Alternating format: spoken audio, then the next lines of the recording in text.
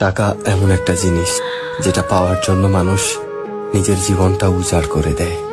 মানুষ বলে যে টাকায় সবকিছু হয় না, কিন্তু সত্যি তো এটাই যে বর্তমানে টাকা ছাড়া মানুষের কোনো অস্তিত্ব নেই। হাসপাতালের অসুস্থ মানুষটা জীবনে বাঁচা মরার সাথে লড়াই করে চলেছে, কিন্তু ডাক্তারের প্রথম কথা হলো যে আগে টাকা জমা করুন, তারপরে চিকিৎসা হবে। স্কুলে পড়লে টাকা, কলেজে শিক্ষা নিতে গেলেও টাকা, আর চাকরিতে সম্মান টাকার কাছে হার মেনে যায়।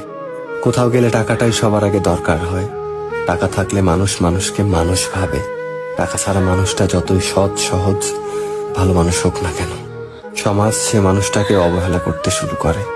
বাস্তবতা তো এটাই যে টাকা শুধু দরকারই হয় না, আজকাল মানুষের সব থেকে বেশি প্রয়োজনীয় জিনিস হয়ে উঠেছে। টাকা আছে সেই ঠিক, সেই সব থেকে সম্মানী ব্যক্তি এবং সম্মানের যোগ্য। আর যার কাছে টাকা নেই, তার সত্যিগুলোকেও খুব সহজে মিথ্যে বানিয়ে দেওয়া যায়।